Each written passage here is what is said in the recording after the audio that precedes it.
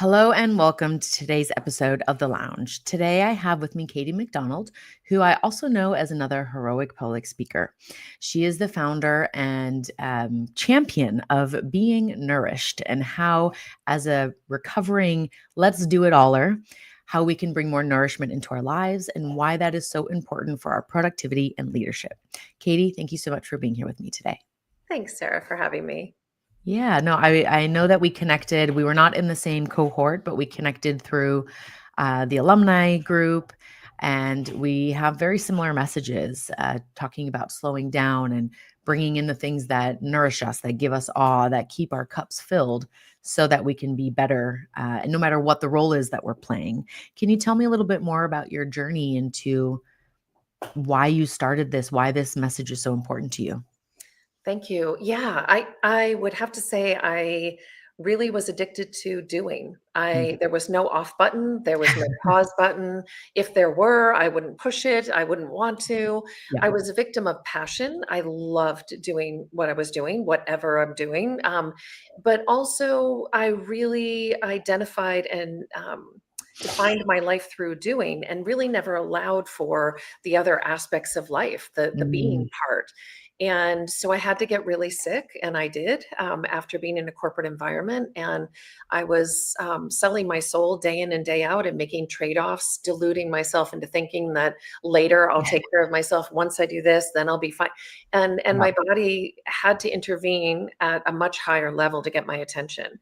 And it did. So I hit the stop button. Pause was not an option anymore. It had to be a stop button. I left my corporate career and committed to recovering. And then I vowed I'm going to go back to my tribe of doers.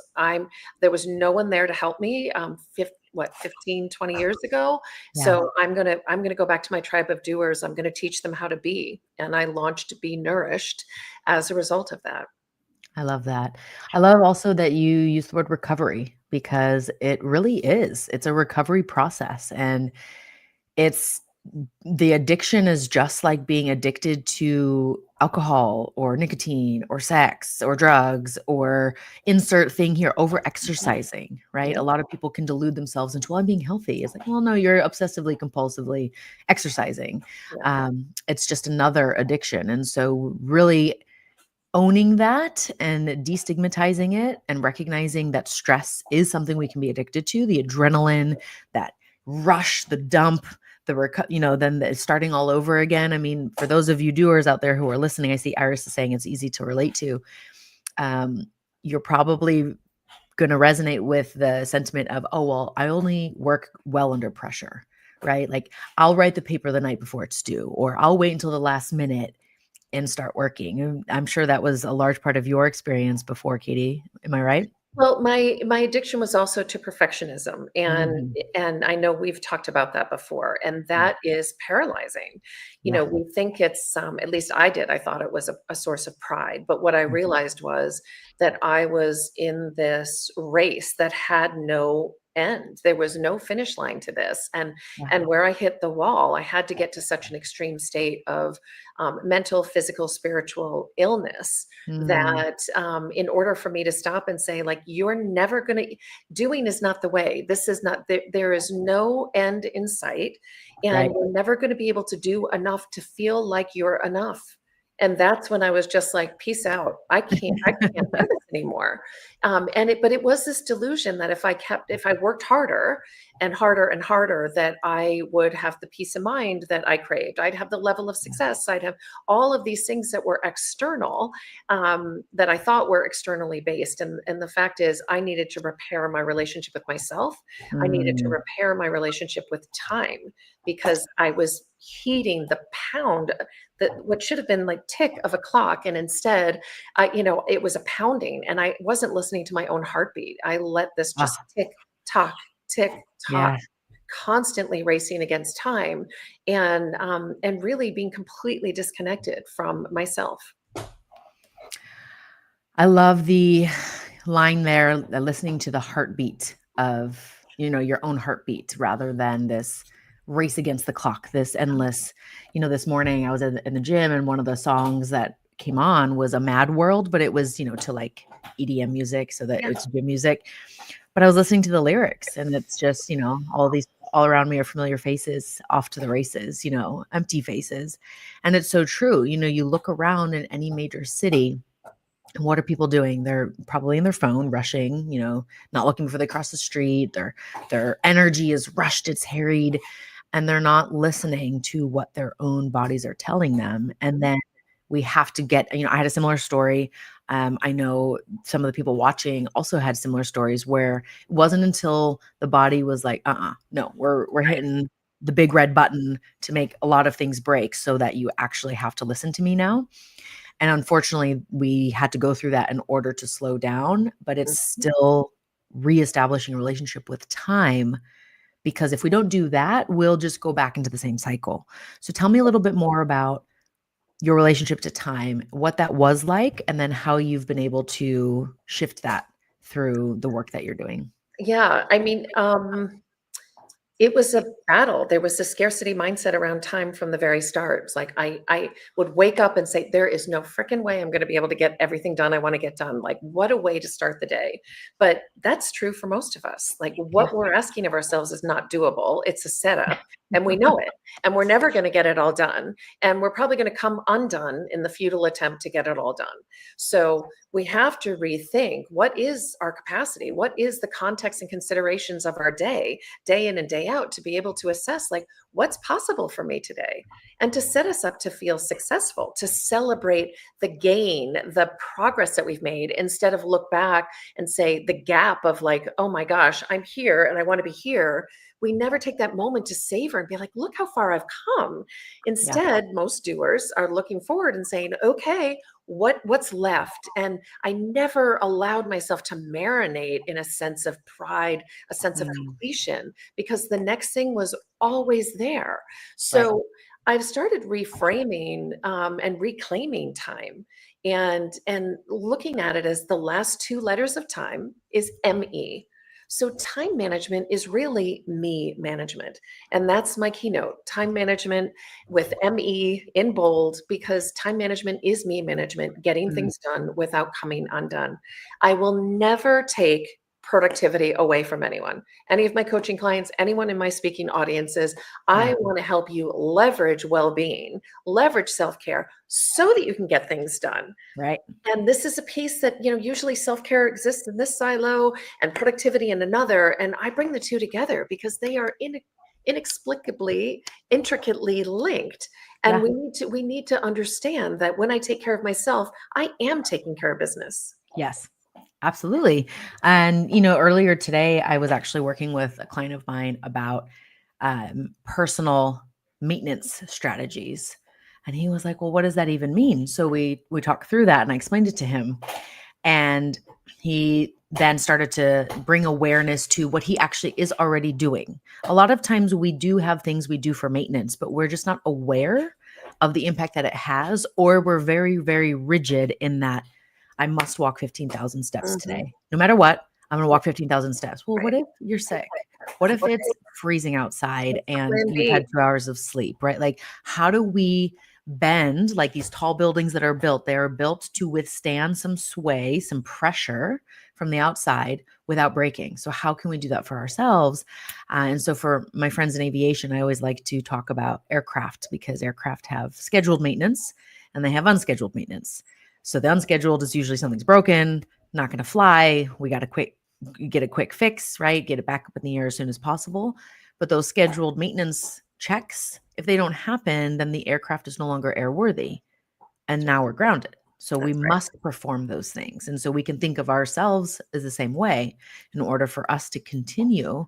What are those things for you? And what is that for you today? I love that you bring that up, because what success today is may not be what it was yesterday. And it may also look very different tomorrow. That's right. So what are some of the things that you, in the very beginning, like, let's think back to when you were first starting this journey to start understanding this for yourself. What did you do? Yeah, that's a great question. I should admit that every book on my nightstand was about nutrition, mindfulness, wellness practices, alternative health. Like, I was passionate, and still am, about all of these modalities, right? And implemented none of them. And the more I read them, the more I tricked myself into believing that I was actually taking action. And that's why I Mm, am fixated on implementation, because the rest yeah. is brain candy. It is a delusion into thinking that we're actually accomplishing. So I had a ton of knowledge but did nothing with it. And so the first step was to get to the most foundational basics. For instance, doctor's appointments. I wasn't going to doctor's appointments. Do you know how often I encounter people that the first things we ask is, wait, like, have you been to a doctor? Have you been to the dentist? Are you doing these like basic foundational things that are the first things to go when life gets busy? And life will always get busy. We Absolutely. break our promises to ourselves without a second thought. And yet, the relationship we have with ourselves will outlast all others till death do us part.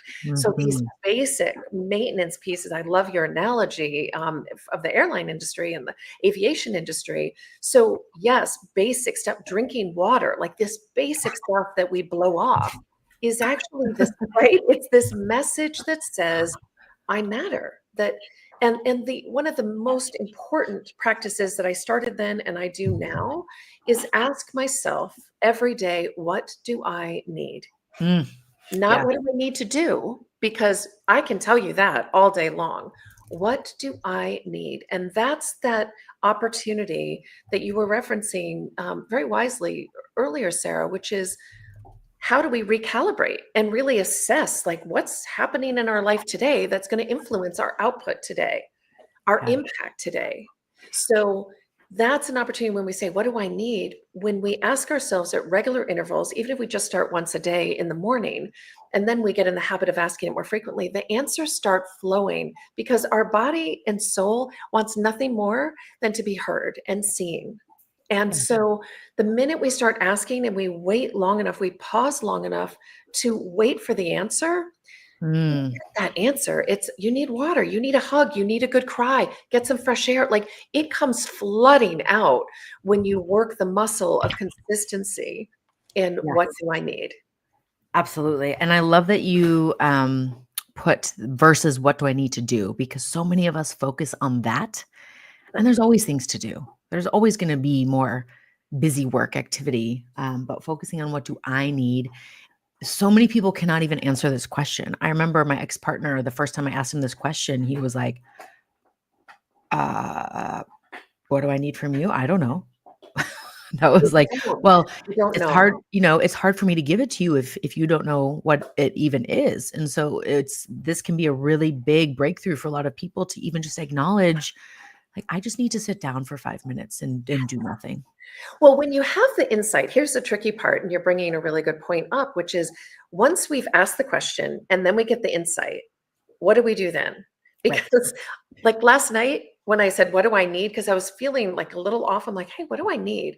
And the answer was, you need to go to bed. And I'm like, it's Yeah, 8:30. but I What do you don't mean want I need to. to go to bed? I don't want, I had a toddler tantrum. I Yep. really did. I was like, oh, here we go. When we start asking the question, we get the answer. We want to do our best. We're not going to be perfect. We're not trying to recreate that. We're trying to be present, not perfect, right? Yes. When we do that, then we do have an obligation to ourselves to heed the call, because that's how we repair the relationship we have with ourselves and with time. That when we say, this is what I need, and we give it, we rebuild trust. All the times that we've broken the promises to ourselves start healing and repairing, and we start trusting ourselves again, believing in ourselves. So Yeah. I went to bed at 8:30 and I had a great night's sleep, and I'm able to Love it. be in a much better state with you here. And that's my obligation. I mean, self-care is a responsibility. It's a Absolutely. duty to be the most evolved version of ourselves in a world that so desperately, desperately needs us at our best. Yes. Please go to So bed at 8:30 if that's what it requires. I love going to yeah, bed at 8:30. There's yeah, something just so, like, juicy about it and right. nourishing, and just, in the beginning, it might feel almost decadent, but we've just been conditioned by corporate and by, like, fear-mongering in the news and all of this that, you gotta run fast, otherwise you're gonna be left behind. It's like, the amount of times that I go off I do a digital detox once a week. I've been off grid for a couple weeks, and I come back and I am way more creative, way more productive. I'm getting more done in less time because I'm not so pulled in a million directions. Right. And something you said just triggered earlier, I wrote this down. Sarah Davidson talks about seizing the yay, not Mm, seizing the day, but seizing the yay. And so, mm, what is that in your day? What does that look like? Um, and when those toddler moments come up, when any of those more difficult things coming up, saying, "Welcome to the party." yeah. Just Yeah. inviting them in, not That's making them right. wrong or having a judgment about them. Yeah. But then, once you understand and you learn about these parts of you, then you can say, okay, well, thank you for coming to the party. The party's over now. It's time to leave. Right? You Like, know the Rumi poem, The Guest House? It's my yes, absolute yes, favorite, right? And that is we welcome all if you don't know it, please do, look it up, but it's welcoming the guests. It's a joy, a depression, it says, right? uh-huh, A joy, a depression, like, let it sweep you clean. And it is learning how to tolerate yeah, ourselves. Like, I mean, I think that's a lot of the root of busyness is the avoidance of being with ourselves. It is so excruciatingly uncomfortable to be in the present moment in our own company without the distraction of busyness. absolutely. And this is And what we there's need to also grow. probably something that this busyness is protecting you from. So I mentioned before we went live, I've started doing the several different like personal practice sessions recently, and one of them is Corey Muscara. I'm not sure if you're familiar with his work, Mm-mm. but it's this opening the heart course, and he does a lot is meditation. He was a monk for a while, all about self awareness, and his whole brand is like practicing human, because that's all we're doing. We're practicing being human every single day, right? We're learning how this whole thing works. None of us read the operating manual. We just landed here and we're like, let's figure it out. And we're pushing all the buttons and doing all the things. And he does a lot of internal family systems work, which is about identifying these parts of you that exist and then what happens because of that. Maybe this part of you exists. So now there's a protector or a manager that comes in to protect this part. Mhm. And it's got some pattern running, something. So when Yeah. you said the perfectionism, literally this morning, I had a breakthrough where the part of me that wanted to be perfect, it was so that I wouldn't get left behind. Mhm. And it was not so that I wouldn't get left behind by my peers. It was so that my mom wouldn't leave me, Mhm. because my That's father right. had left when I was quite young. And so Yeah. like that realization coming in, it was quite powerful, also a little painful, a little bit, Of you feel course. sad for that part of you. Yeah. But then as you process that, it's like you're lighter and you realize, but you need to give yourself the space. So the other thing that Sarah said was, if there's no space, there is no opportunity. That's right. That's right. Right. So one Yeah. of my favorite visuals is a pause button, Mm. because I think of the two lines on a pause button, and the first line is our present self, Okay. and the next line is our future self. And Ooh. if we could slow our roll, right? This is slow our roll enough to pause, Yeah. take a moment, and let our present self sit in the space between our present self and our future self. And really say, okay, think Ooh. about the choices we would make if we paused and consulted our future self. Our future self suffers the headache from the second cocktail. Our Right. future self feels immediate regret when we compulsively or impulsively say yes to an invitation, and all we want to do is be at home snuggling with our puppies. Like, our future selves should have some say, right? Sunday morning, us should have some say about what Saturday night us decides to do. And Yeah. that's true of Monday night and Tuesday night and Wednesday night. So I really, the visual of a pause button is this perfect way to recalibrate in real time. You know what? You've just given me an idea for my next tattoo. Something to help me remember to pause. I love it. Yeah. That's really great. Yes, and it's so true, because very often if we, I've had these moments recently where, I'll have something and I'll be like, "Oh, past self was thinking of future self."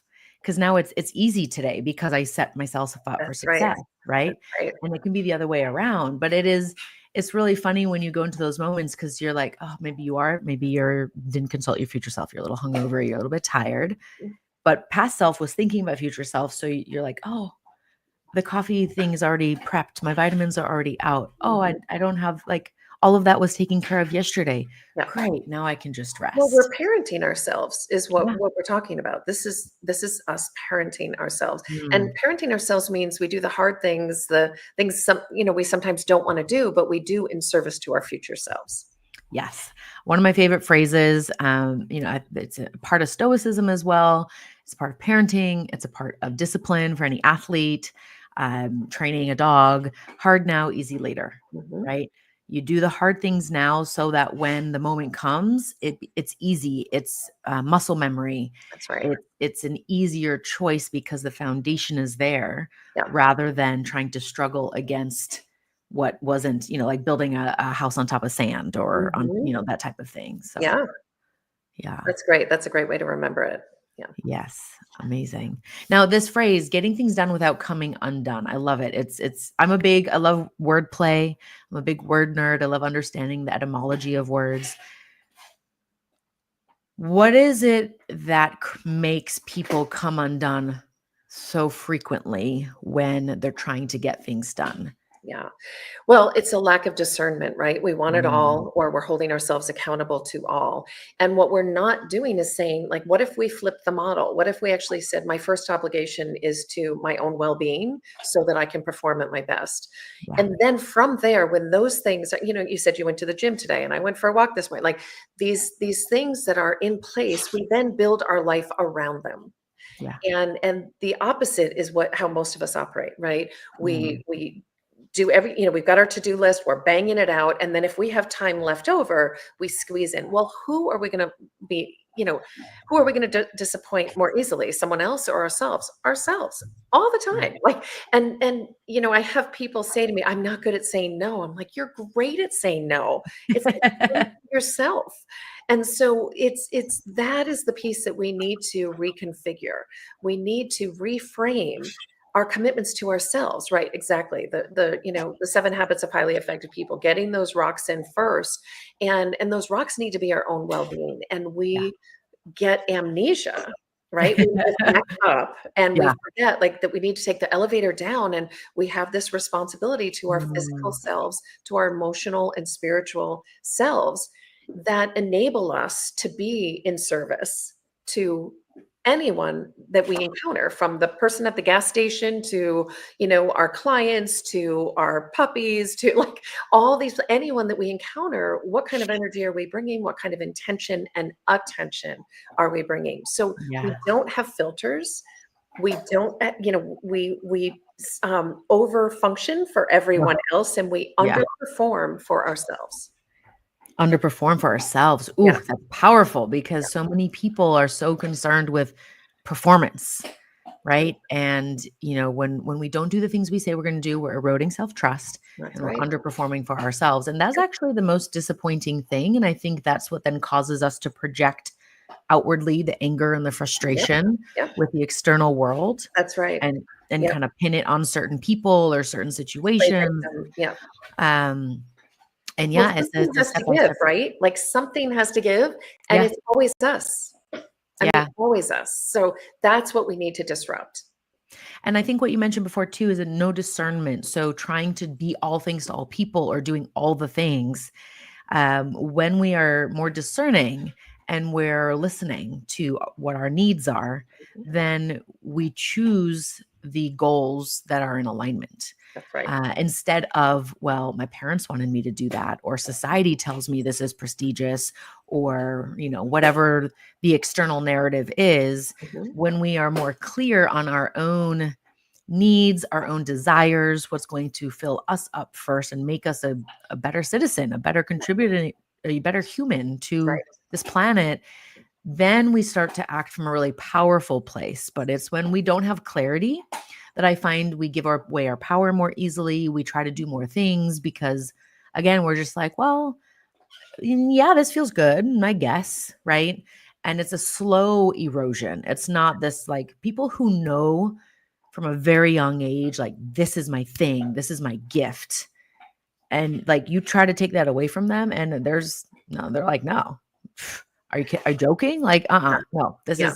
this is my path. So for those of us who have to figure that out later in life by trying a lot of things, it can feel unsettling because we haven't figured it out yet. I mean, there's people in their 60s that are going back to get their degrees and in their 70s, painting masterpieces and, No one it, has it all together and no one has it oh, figured out. And I mean, I I work with high achievers, and I Yeah. look under the hood all day long. I'm like, Oh, wow, you're as cray cray as I am. Like, this is yes. exactly, we are all human beings, and Yeah. there is no have it all together club. It doesn't No. exist. And we need to stop banging on the door thinking if I could just do one more thing, make one more sale, please one more person, accomplish one more thing, then I'm going to be granted a lifetime membership to have it all together. It doesn't Lifetime exist. And membership.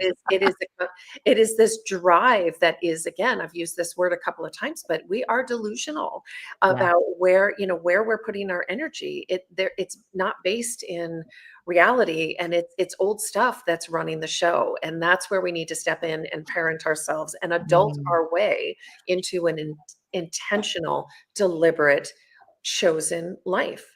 Yes, a chosen life, Yeah, because otherwise life's streams will just take you anywhere, that's right? right. And that often leads to anxiety and stress because you feel like you're not in control. And look, we can't control the weather. We can't control geopolitical things that are happening. We can't Right. control any of that. Yeah, All we can do is focus on our inner world and, like what is going to feel good for me today and what's going to help me not react that's right. explosively to the things around me. And the It's more the calm, reactivity. Yeah. yeah, then we get to choose our response rather than just like this hairline trigger of Mhm. the slightest change in pressure, like the atmospheric pressure has shifted and the clouds haven't even formed yet, but all of a sudden you're raging or you're, Right. crying or whatever it is. We can have more space between, which allows us to be rational rather than amygdala hijack. Mhm. And doing some things that we look back, we're like, oh yeah, I was a little cray cray. I was, Right. I was Delulu. Yeah. As there's a gentleman on Instagram and probably TikTok, but he like watches other people's videos and then is like, "Are you Delulu?" Like goes into this whole thing, and he's just it's like so heartwarming and Yeah. entertaining. I love him so much. I don't know his name, so anyone watching, if you know his name, like tag in the comments, please, because it's great. Everyone should see it. I love that. So as we look at legacy. So obviously self-care, time management, me management, this is super important for productivity because we can then put systems in place, have a structure. We then know how to follow and like move within this structure, which is powerful for high achievers because it's like kind of tapping into the doer part, right? Like, okay, now Mhm. I know what to do. It's clear, there's no ambiguity anymore. But what about legacy? How does the self-care impact legacy? Let's talk about that a little bit. Well, it's like, I mean, the fact is, I believe that we have an obligation to role model self-care, that Mm, when we do, we are granting permission to all of those who don't understand they have not only a permission, but birthright to take care of themselves. We are showing the way. We're breaking the generational cycles of self-neglect. So I believe mm. that is one of our first responsibilities in the world. And how could we leave a legacy that, well, you know, a lot of us are running our lives and have a vision of a legacy that's tied to martyrdom. And what I'm Mm, saying is, let's be role models, not yeah. martyrs. Let's be mentors, not martyrs. And that's how we break the generational cycle of self neglect. So, anytime that we choose our well being, we Mm, are liberating all of those, consciously or unconsciously, to do the same, mm, to step into their own power and to leave a legacy that is actually born out of an abundance of well-being because we mm. have consistent self-care habits. A lot of legacies are left because we don't have the ability to say no. We are Right. in people pleasing, we are giving, giving, giving, giving, and it feels noble and it feels right. But Yep. the fact is, we're also burned out, we're resentful, we're perpetuating the model, particularly for women, Yes. that their needs don't matter. We're teaching the next generation to be a mother is to deny your needs, to be Right. a female leader is to not talk about needs, to have, Yeah. like, to depersonalize it. So I think our first and foremost is to be, honestly, authentically, vulnerably, inspirationally human. Mm. Yes, I have goosebumps because this morning I was reading this book. Are you familiar with this book? No, I don't know it. Mm-mm. Dominique Christina, this is women's work, calling forth your inner council of wise, brave, crazy, rebellious, loving, and luminous selves. And it's all about these different archetypes, particularly for women. There's a book that I can recommend for men if you're interested. But today I read about the woman with cool hands. And the woman with cool hands is the caregiver. Mm, So I'm just like loving that the synchronicity of it all. But these attributes are, selfless, attentive, generous, very healing presence, altruistic, but may suffer with and struggle with self-care. yep. Um, and so there's a lot of things that we can learn from, what our inclination is and why we do those things. But I agree with you. I mean, children will do what their parents do, not what they say, Yep. right? Or as their friends or as the Or teacher. they'll do the exact opposite, right? They're either going Right. to emulate or they're going to reject and Right. rebel. Yes. And, but I think your point it was so good earlier when you were talking about like our responsibility to show up, to consistently care for ourselves. This is how we have the impact in the world. And when we don't, when we bring our messiness because Mm, of poor me management, that is selfish. It really is yeah. selfish, and that's the piece that we have to flip. It's like when we martyr out, it actually self neglect is selfish, and I thought it was the other way around. I thought self care was selfish. Mm, It is the exact opposite. When we bring a compromised version of ourselves into this world, we are depriving the world of our best self. How dare we do that? I love that. Yes, because so many people have that narrative of self-care is selfish, but I love the reframe of self-neglect is Yeah. selfish because it's really, I mean, think about what happens when you neglect yourself and your energy is crazy. It's the headless chicken, Yeah. oh my God, yeah, you can't hold a straight Road thought. rage. Yeah. Oh my gosh, when Yeah. I was in my 20s, let's talk about road rage. I was like probably veins in my neck screaming at people. And I was like, what is that doing except making more problems for me? Um, but it's people are impacted by that energy. Yeah. And whether they say it or not, there's going to be a energetic exchange there that, one of the greatest gifts you can give other people is that sense of calm. Mhm. And especially as a leader, right? If the world, the sky is falling, right? And this person can remain calm and guide people. They will follow, they will listen, they will do the things. But if they're running around, oh my God, just and no one's gonna get anything done because everyone's gonna be panicked and in Right. fear. Right. Right. Um, and as much as kids do things out of rebelliousness, I don't know if they would intentionally go into like crazy overdoing it if their parents had a really healthy demonstration Oh of, gosh, yeah, I mean, self-care. I right. don't think they'd be like, "Oh, mom, you're dumb for being slow. Dad, you take care of yourself and exercise, so I'm gonna not do that." It would be there underneath, and they might not listen to some stuff, of course, but I think you're setting a really strong, also nervous system wise, you're Mhm. setting their nervous system up for success because they're not already in this fight or flight state over nothing that is they're even doing. It's just you in the house that's creating it.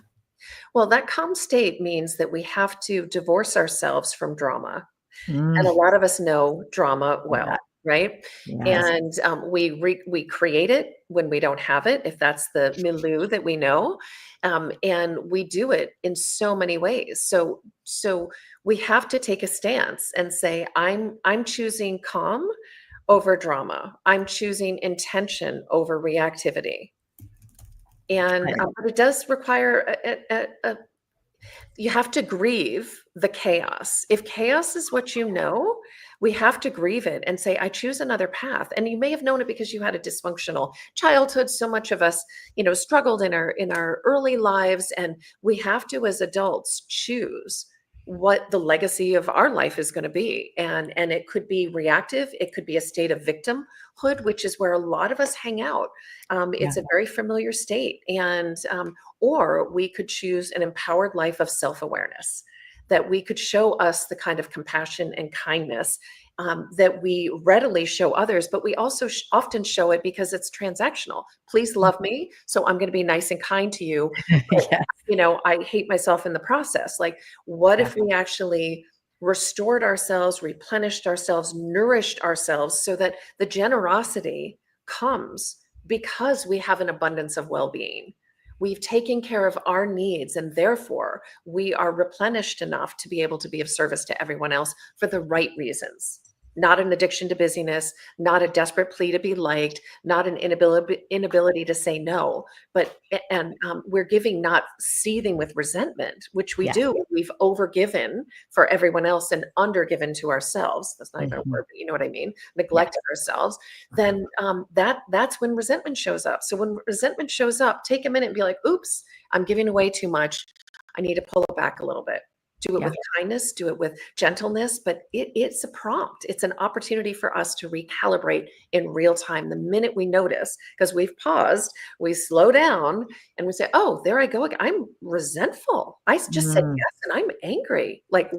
whoa, who wants to give like that? A Right. lot of us are doing it. Who wants to receive that way? No, thank you. Right? Exactly. We Yeah. want I don't want to receive anything from someone who doesn't actually want to give it. Yeah. And the truth is, especially in the Western world, a lot of us um, grew up in households or in cultures, religions, environments, the productivity, like do more, this very transactional experience. And so Yeah. this is also why some people have such a hard time receiving Mhm. gifts, Yep. receiving love, receiving, insert thing here. And so the more we can give that to ourselves, the less we actually end up in this environment. And so what I'm also hearing is the invitation here is to only give if it's because you want to, and there's no expectation of anything in return. And As because soon you have as the capacity to. I would insert Yeah, that piece, because giving when you yes, don't, you have no right to give when if you're not you sleeping well, when yeah, you're not feeding yourself well. Like, the answer has to be no. I give my clients a homework assignment for the next 2 weeks. The answer to any request is no. yeah, And they're like, "What?" And of course that's not reasonable. You're gonna have to say yes to some things, but when I give them that homework, it is so uncomfortable because they have to look at the Pavlovian tendency to say yes to everything. And they have to sit with, am I still going to be liked? Right? Am mhm, I, they have to sit with all that anxiety, all this part that's fueling the constantly saying yes, they have to sit with, and they come back transformed. They're mm, grumpy, they're uncomfortable, and they're also like wide eyed, like, wow, I had no idea how many requests are made of me and how really, unconscious I am in the acceptance of them, and then how burdened I am as a result. And then I yeah, say, you say no to that, but then you say yes to going to bed when you need to go to bed, going for a walk, and it feels indulgent and selfish and privileged and all this stuff. And then they get to the other side and they're like, "Oh my gosh, I get it. I get yeah. it now." I mean, we've all been conditioned by these things, Yeah. right? How much that pulls on of our attention, and we don't say no to it. We just like a zombie go into it. And so a lot of this is automatic. We're not even aware. That's And right. so I remember the first time I did something like that, I caught myself after the fact. I'm like, oh, why did I say yes to that? No, And then I would realize, you know what? I can go back and say, that's right. I need to reclaim some time. Would you be able to reschedule? Here's some new options. Yep. And that's it.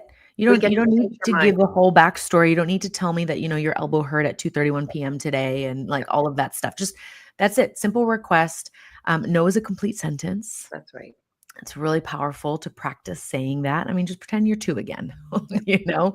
Yep. Um, and I love that. I love that you make them say no and just again, it's about feeling Sit into the with it. experience. Yep. It's not really the saying no bit, it's how you feel about the experience and what comes up as a result of that. Because it is. Yeah. It's tied to, will I be liked? Will I be accepted? Will they forget about me? That's right. Will I be All of those relevant? things. Yeah. Yeah. Yeah. Yeah. Ooh, that's juicy. I wonder, this is an invitation for everyone who's watching to maybe try this out and come back and share with Katie and I, what that was like. I've already shared the link for today's episode with a few groups and a few clients of mine saying like the timing of this couldn't be better, especially as we're going to the end of the year. We're about to, let's wrap up for those business owners out there. It's, we're wrapping up financials. We're getting ready for the holidays, family time, boundaries, communication without getting triggered. Like all of this helps with that. Mhm. You're Yeah. absolutely right. And that, what if that's, I ask my clients to project themselves out to the other side of the holidays, right? Who do I Mm, want to be? How do I want to show up? And when we yeah. have this, I had a client going to a reunion, a high school reunion, and she was feeling anxious. I was like, who do you want to be? Like, who decide right now who you want to be? And when we are anchored in that awareness, it's so, there's so much freedom. It may feel like some people feel stifled. They're like, oh my God, I just want to be me. You know what? You are going to be more you when you Yeah. actually decide what is the elevated version of me that I'm going to bring. It's like, in that case, like, I'm not going to engage in gossip. I'm going to be tempted by it. I'm not going to engage in it. And she was able to just totally root herself in this elevated version of her, that she didn't have to make all these micro decisions clawing at her, Right. right? Do I do this? Do I need to have clarity? Who do I want to be? How do I want to show up? Right? Do I want the table perfect, or do I want people laughing around the table? Like, Yeah. is there a way? What kind of environment do I want? And how can I set it up so that I thrive? Right? Mm. Not just thinking how, but like, what will be the scenario that will enable me to be the host, the guest, the mom, the dad, whoever it is, the best version of me? What's ultimately the most important? So when we are deliberate, we are liberate. The word liberate is literally in deliberate. And I know you love words like I do. We Yeah. liberate ourselves by being deliberate. So we have to dismantle this idea that like we're stifled when we create structure. It's the opposite. We are liberated when we have enough scaffolding, Mm. right? Then we have the flexibility and the fluidity, and we have freedom. Yes. I've actually just spoken recently with a group of people about structure and discipline is actually a form of self-love Absolutely. Yep. Our because job is to find that sweet spot, right? yeah, Because for everyone it's different. absolutely. And it's also there the sweet spot, right? We don't want to be too rigid with things, but how do we learn about ourselves and yes, okay, this ideal version of me, right? I mean, I've definitely been in the position where like I'm back in my routine and I'm meditating and I'm this and I'm calm and everything. And then all of a sudden something gets me and I'm like, oh, I thought I was done with that behavior, but Yeah. clearly not, and then you're a little bit embarrassed and tail between the legs, like, oh, I shouldn't have been like that. And then you start to beat yourself up. But we're unwinding a lot of things. We're still practicing. It's like the first time you pick up a new sport. Like, Yeah. I don't expect you, unless you're a prodigy, to like go to hit a golf club and get a hole in one or Right. like have this beautiful and not hit it in the water, right? The Right. first few times you handle anything, you're going to be clumsy with it. Yep. Allow yourself to be bad and get better, right? It's a Yep. choice to continue to practice a skill. Well, expect it too. Expect that you're going to weave. You're going to fall. Like in my coaching program, I've got my clients for 6 months, and it's like, look, you're going to fall off the path. Here's the good Yeah, news: we've built a path.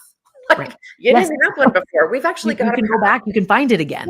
And the good news is you notice when you stray, because it's, we've got this beautiful brick path, and every brick is laid lovingly, habit by habit, habit. And all of a sudden you get on a different terrain. You're like, oops, I strayed. Like, Yeah, expect that. The question is, what do you do when you've strayed? How right. do you talk to yourself? How do you gently guide yourself back with compassion and curiosity? Our goal isn't to stop the straying at all. Our goal is to be able to recalibrate quickly, Mm, yes, close the exactly. gap between, oh shoot, I veered, to, oh, here we go. And what is that entry point? Yeah. That's the important piece. For some people it's food, right? Mm, Like, have that smoothie in the morning, and all of a sudden it's like, oh yeah, there I am, right? yeah, Or it could be, getting that good night's sleep or getting a walk in. It's this one key habit that can remind you of who you are. And that's what we want to introduce as soon as possible. And, I used to veer for like 6 months, 7 months, yeah. 8 months, and then I'd be like, I've what been there happened too. to me? Right, Right. yeah. But now it's like, sometimes it's 7 minutes, sometimes it's 7 days, sometimes it's 7 hours. It can vary, but it is not. I mean, I used to be on or off. Those were my Right. two, The right? extremes. Two extremes. And I can go there easily. And so I just have to be like, okay, now I'm closing the gap between when I'm on and when I'm off, and learning how to kind of walk the middle path. Yes, I love that. That's a beautiful analogy. And also as you were speaking, I was reminded of something. One of my very first mentors when I started my career, he was explaining to me, he was the VP of safety at this aircraft management company. And he's like, I want to empower you to make decisions and I want you to learn. And so I'm going to give you targets and goals, and your objective is to get there by any means you need to. If I start to notice you're taking a little too much time, I might nudge you. Or, if you're getting off the path, I'm here like the speed bumps on the side of the road. Mhm. We're going to vibrate, make some sound, and we're going to gently nudge you back. Yeah, nice. But What a great leader. largely, yes. I mean, it was phenomenal. I feel very lucky that I had that exposure very early on in my working life, because it allowed me to create a good foundation for figuring things out and not over analyzing and like getting locked in fear. Yeah. Um, and just because you know how to do something now doesn't mean that in a different environment that feels the same. Because then in a different environment later on in my career, I did start to get locked in fear because there were no bumpers. Yeah. There was no sign of, hey, you're getting off track. And there was no one to say, hey, move a little faster, or like, oh, there's extra time. And then Mhm. that was that ambiguity, that not knowing, we all have boundaries. When we know where the line is, we know how to structure and make decisions. So where's your personal line? What are your values? What are the things that are important to you? How do you feel nourished? That then gives you the clarity to make all of this structure, the scaffolding, a reality, rather than, I love what you said before, this whole the brain candy, like reading and learning. Oh my God, I would get off on this stuff. I'd just be like, Mhm. next course and this and that. And like, oh my Yeah. gosh, I know all these things, but it would just be like me doing this. Like nothing's actually happening because Nothing. I don't do anything with the I information. know. And, Um, and I think what happens is when we bury ourselves in content, we do not become more content. mm, More content you are full does of these not gold lead nuggets. to more contentment. And so another homework assignment I do with my clients for the next 2 weeks, no podcasts, no, like I don't want other people's ideas crowding out your own. We do Mhm. not spend enough time being curious about our own opinions, Yeah. formulating our own ideas and insights. And so when we shut these outside forces down, and here I am on a podcast saying don't listen to podcasts, but I'm saying we need to renegotiate our relationship with content, because Yes. we are just you've talked about digital all the time, but we have to become curious about ourselves. What do I think about this? What is my, Right. and then we become the visionary thought leaders that we are meant to be. All of us are meant to be if we Yeah. become curious about our own ideas. Yes, I love that. And no, it doesn't. Often it leads to more anxiety because you're like, oh my Yep, God, I have these 10 podcasts I have to listen to. When am I going yep, to listen to them? right, I'm not driving this week. So where is the time going to come from? yep, And then, we get kind of, it's like when you start to do a lot of this personal development work, find your personal practices, yep, you can find yourself being like, I mean, I need to spend 2 hours every morning for my morning routine. Now we've gone overboard. It's like, again, discernment. yep, What is it that you need in this moment now, right. today? That's Because right. 6 months ago, you designed that whole routine. You're in Yeah, a very different space. yeah. So allowing yourself that flexibility again, and you can put things on the shelf and you can come back to them and Mhm. take them back off again. I think of it like seasons. I Yeah. listened to a really great keynote speaker last year at a leadership conference, and she talked about the seasons of our life, right? So Mhm. what we do in summer is very different to what we do That's in right. winter. We behave different, we eat different, we sleep different. Mhm. And when we look at the seasons of our life in terms of, maybe you have aging parents who are now ill that need taken care of. Maybe you have a newborn. Maybe you're going through a breakup. Maybe you've just been evicted. Whatever the thing is that's happening, you cannot expect that this perfect routine that you had before is going to be what actually helps you get through that hard time. Yeah, It might actually be detrimental, right? So, yeah. what is it that you need in that moment? Learning how to listen, that pause Mhm. that you have. Well, and that's, that I created a planner, and the reason I did that is Yeah. quarterly, because every 90 days, so every season, if you will, we need to take a minute to be like, what's happening right now? What is the context and consideration of this season? What's happening in my life, what's happening in my head, what's happening in my heart, what's happening in my family, what's happening in the world. All of these things are influences. So every season, if we could take a moment to just say, okay, for the next 90 days, what do I need to consider? And what am I Yeah. going to, what are the 3 things I'm going to accomplish in these? And make sure that they're realistically, while still inspirationally grounded in your life, that they reflect your true capacity. And know that throughout, much like we talked about that brick path, you are going to be bobbing and weaving, right? Like it is not one step in front of the other. Right. And it's okay. That's part of the joy of life, is Yeah. to meander, but to have this kind of core sense of who we are. If you have those core habits that you can return to, that again remind you who you are, that maybe you normally go for a half an hour walk, but on this particular day, you've got a 10-minute walk. Great. We don't abandon that. Right. We say, okay, we're just going to shift. We're going to pivot, right? Sarah, the pivoter, we're going to pivot and we're going to make it a 5-minute walk, right? And Yeah. what we tell ourselves is, I see you, your needs are legit, and this is what's our capacity today. And then Yes. the next day you honor, what you know that works.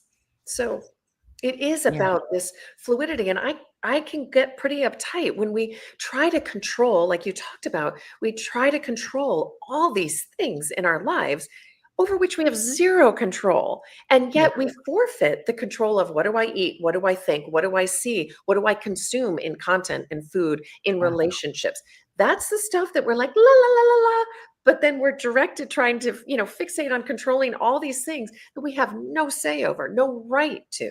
Yeah, absolutely. I mean, it's when you were doing this with your hand, it made me think of like slaloms, like skiing Yeah, right. downhill, and you're like doing Yeah, this a lot. Sometimes that's what it can feel like. that's You know, right. you're just kind of like you're Logos. dodging stuff, Yeah, and you're like so laser focused on like, okay, I gotta do this thing, and that's okay. But there's an end point, right? There's always an end point to each that's right. energy, to each season. Isn't there an Um, airline? There's a classic airline about the pilots are off course. I forget the percentages, but pilots are Oh, more yes, off, yes, yes. right? So if you're I use this in my keynote, when you're 1 degree off of your heading, so most people think like one little action, one tiny little thing's not gonna help. Yeah, I need to change 45 degrees, 90 degrees, yeah, 180, right? But just 1 degree difference in your flight heading over time, you have like drastic amounts. You will not land where you're going. It's the rule of 60. Is what is referred to. And so as a pilot, this resonates, for the bankers out there, it's yeah. Compound 1% interest. Yeah, every day is 37x in a year. that's That right. is a lot, That's right. right? So how do Yeah, you just cast 1% vote per day right. and slowly build this thing up over time so that it then just becomes part of your identity? And Mhm. I think that's what you're talking about here. And so many of us, when we overconsume, our identities get lost in the noise That's right. because we start to, I mean, teenagers are the most influential example that we can like influence, excuse me, example that we could talk about, right? Because that's when we don't know who we are yet. So we're like trying on, do I want to be punk? Do I want to be a skater? Do I want to be a loner? Am I preppy? Like all of these labels that we have, and we try them out. And like sometimes you meet someone and you're like, oh my God, you were the goth kid in high school? How hilarious. I would never have guessed that. Right. Or vice versa. Like they were the preppy Exactly. kid and now they're like in a metal band, Yeah. And so that's okay too. The identities evolve as you go through life, as the world changes. I mean, 10 I think years what you're talking ago. about is change, right? Like, and Yeah. I think we need to change the way we change. The way that I always brought about change for my life was through shame, Mm, self-disgust. Like, oh my God, I can't believe you look this way, you act this way, you haven't done this, you haven't done like it. That was how I, created momentum. yeah. It was not healthy. It was not helpful, and it led to my entire, crumbling. Yeah. Um, and so, what if we changed the way we change by changing out of curiosity? Huh, Mhm. I wonder what this might be like. Like, we said, I'm selling my loft and we're living in a house that's built in 1811. Like, I wonder what that will be like. Like Yeah. curiosity and joy and playfulness, no matter where we are, what stage in our life. What if we changed because we were curious about our potential? Yeah. I mean, Curious about what's possible. that's how I cut my hair. I'm kind of growing it out a little bit, right? So I have a side shave on this side, and this used to be the side shave, but my hair was like down to here, the like curls, I styled it every day. And it wasn't this short. It Yeah, was, still like maybe from far away you couldn't tell. So it was yeah, kind of safe. But I was just curious. I was like, what would it be like to just not have hair? Yeah. How much time would I have? How are other people going to react to me? What's the tension from the opposite sex, from the same sex? What will that be like? And how am I going to respond to that? And I was just so curious. Yeah.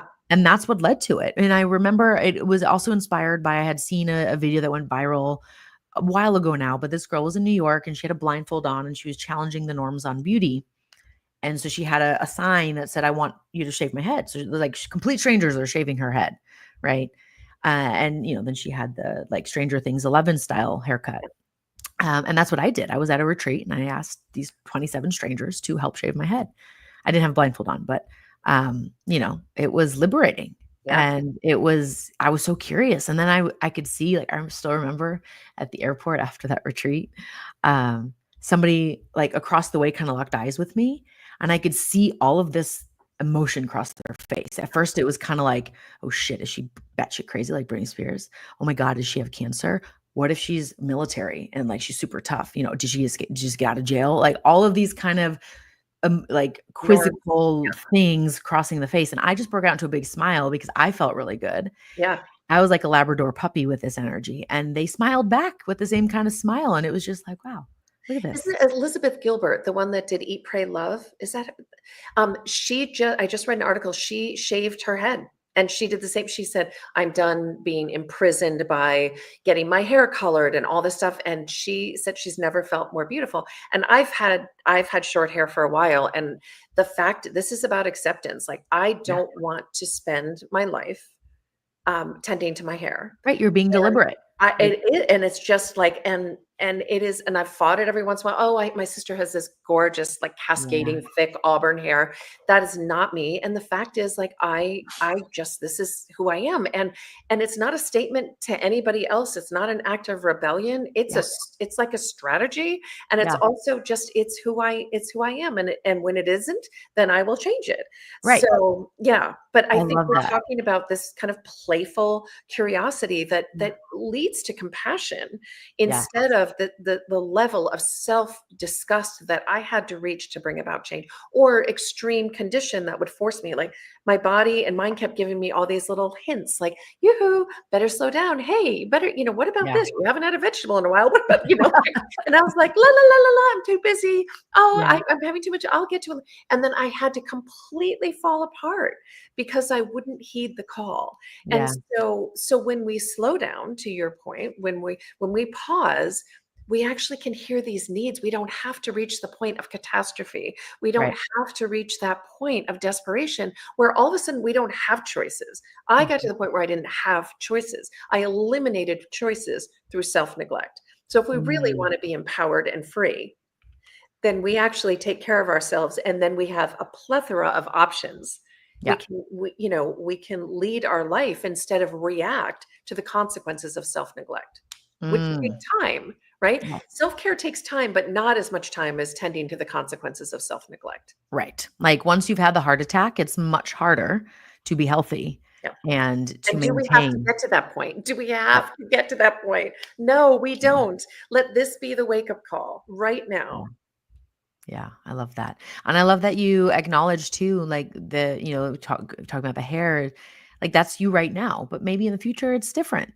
And so when that time comes, just like living in the loft was you for many years, and now it's time for something different. Like we can honor what the chapter was and love it and respect it and be excited and curious about the next thing. Reinvent It's not ourselves either every or. day. Every It's moment we get to exactly. reinvent ourselves. It's Yeah. yes and not Yes, either or. that's right. That's your message. Yeah. Yes, and yeah. Yeah, it's so funny. Lately I've been having these dreams about like my hair being long, like maybe not super long, but like shoulder length or a little bit longer. And I actually like am panicked about it. I'm like, what? Who is this? Why is it long So what do again? you Like, think that's about? huh? What do you think it's about? I think it's about the fact that I'm growing this out a little bit, but I'm playing with it and I'm curious. And there's this part of me that's afraid of like going too far with it and like the old version of me. But also it's like just I like my short hair. I don't really want it to be long. Like I'm kind of aiming to get to the Aeon flux kind of thing for a little bit and just see. But already I'm getting frustrated with how long it is. And so I'm Mhm. like, you know what? maybe it's not yet time for it to be longer. And that's okay. Like, But I I don't can't, have to I'm be. not a psychiatrist. I'm married to one. I'm not a psychiatrist. So, but I will say it was interesting when you said, I'm afraid that I'm going to go too far. I mean, Yeah. that's gold. Like, that's gold. Yeah. Like, I don't think it has anything to do with your hair. Like, No, it's definitely right? not anything to do with my hair. God, no. Yeah. That is just the So, metaphor. I mean, that is just, but that's so juicy, I think, Sarah. Yeah. Like, ask yourself, like, what would too far be? What would that look Right. like? And in regards to what, right? Yeah. Like, And who so says what's too far? Like, what is yes. too far? Who gets to define that? Yeah, You know? it's super, super interesting, especially the context in which like where I'm at and who I'm with when those dreams are coming up. And so I'm Yeah. just like, I'm letting it marinate and I'm just Yeah. noticing what the I like patterns it. are and what's coming up. And it's, yeah, it's fun. And so it's an edge and I'm playing with it. And that's the other thing is like when these hard things come up, that could just be an edge that you're playing with. It doesn't have to be this like, oh my God, it's so painful and so scary. And like, no, I can't go there. No, it's just like, well, yeah, we're just kind of pushing the boundary out just a little Mhm. bit, just to Yeah. see, and there can be real, like you said, gold in that, and just allowing yourself to experience something new, also, right? Mhm. So yeah, so it's interesting. So I've just been intrigued. Like I actually wake up with this kind of like wry smile on my face, like, huh, okay, I wonder what Yeah. this is I really can't wait to about. see where this Yeah. goes. Yeah, I know. I'm like, I mean, I've gone through a lot of change recently, and so Yeah. that's, part of it. I have no doubts, but it's very interesting to me. Mhm. All right, so we're gonna pivot. We're gonna pivot into the questions that I always ask my guests, so that we can build our self awareness and we can learn a little bit more about the real you. So, what would you say is your superpower? My superpower is challenging people Mm, to do the hard things, but do them softly. mm. Yes, I like that. Do the hard thing, but do them I'm a softly. whole lot of tough love, but the love makes the tough not so tough. Yeah. It's it really, to me, your energy, and then you even saying this, it's we can accomplish a whole lot more when we're not trying to force something, Right. right? It's that power versus force Yeah. conversation. And it's how do we act from a very powerful place without forcing something? That's right. We can't force the flower to bloom before it's ready, right? No matter what we do, it's not gonna happen, right? That's Like right. maybe we give it some extra sunlight and whatever, and it's like a little quicker, but not really, right? No matter how much you will it to be what it's not, right? The fish can't climb a tree, so doing it softly and like that allowing, I feel like that's a really powerful place once you experience it. Yeah, I mean, doers know how to roll up the sleeve and get stuff done. Like that's Yeah, what we do. But could we do it differently? Could we do it with a gentleness? Could we do yeah. it with a sense of surrender Mm. and serenity? Right?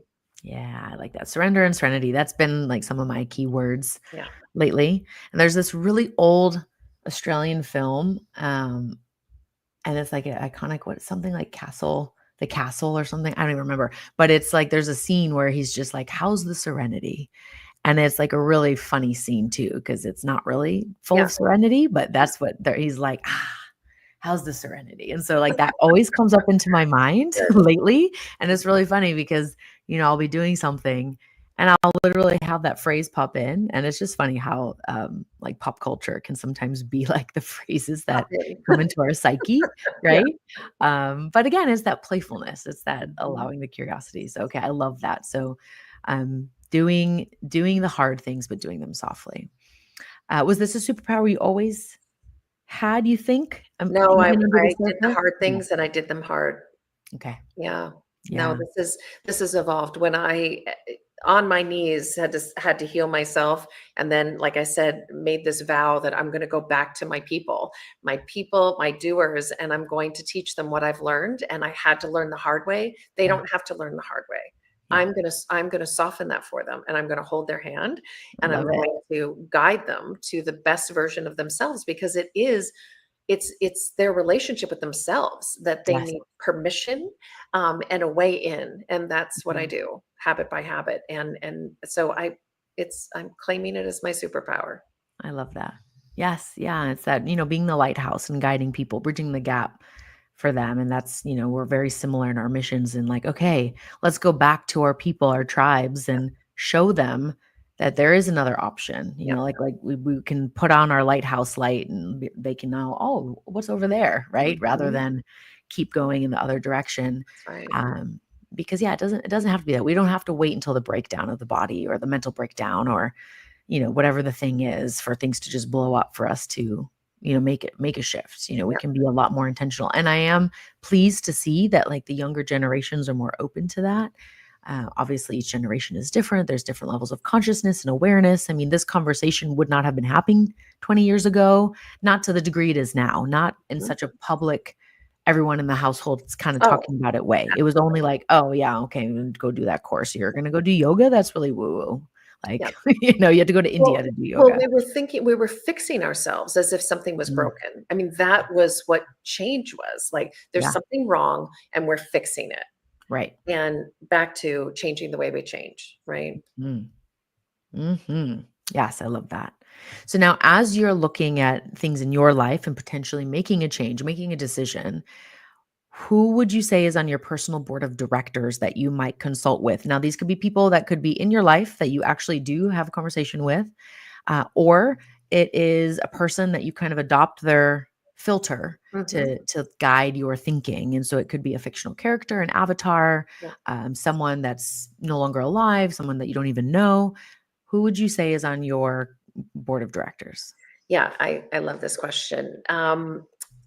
It's this is gonna sound so obvious, but the first person that is on my list that was not on my list ever before is myself. I Mm, consult myself in a way that yeah. I never did before. I didn't even think that I was worthy of, of turning to, that there was enough wisdom there. It was always an outside solution. So I've learned to do a really good job of checking in with myself and saying like, "Hey, what's right here?"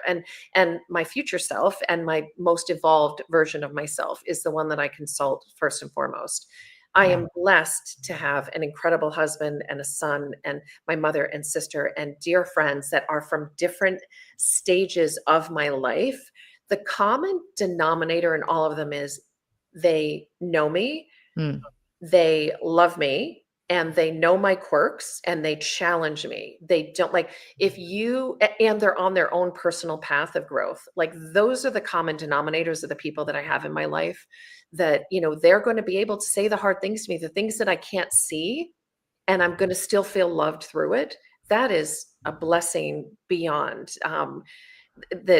So I'm really lucky, and I've yeah. worked hard at building these relationships, but I have a board that I am deeply, they might not know they have this position, like that they are officially on my personal board, but boy, I love them and appreciate them, and I consult them regularly and strategically, and know that they are going to conspire on my behalf, right? Mm. I love that you highlighted that, you consult yourself because ultimately what I love about this exercise, this question for people is that especially if it's someone that is not somebody you personally know, you are actually consulting yourself. Yeah. You're just doing it through the guise of, well, what would this person do? Hmm. But you're still ultimately making the decision and you're guiding your own thinking. And so it's a real beautiful way to open people up to that idea like, well, did you realize that that was actually you the entire time? Right? It was just wearing a mask. And so, we often don't consider ourselves, but you're also on the board. This is the Yeah. board you consult, but you're part Yeah. of the voting party, Yeah. right? I Yeah, dismissed that role. I didn't even see its value, and now it's the first place I go. I love that. Beautiful. Okay, final question. How do you best represent or serve humanity? And this is in the context of there's another intelligent life form that comes to Earth and they meet you, Katie, and you're the first human they meet. So, what did they learn about humanity as a result? Yeah. Um, my work in my life is about reminding us of our own humanity. Mm, that taking care of ourselves, if we're going to feel guilty for taking care of ourselves, I'd rather have us feel, if we're going to feel guilty no matter what, I'd rather have us feel guilty for neglecting ourselves.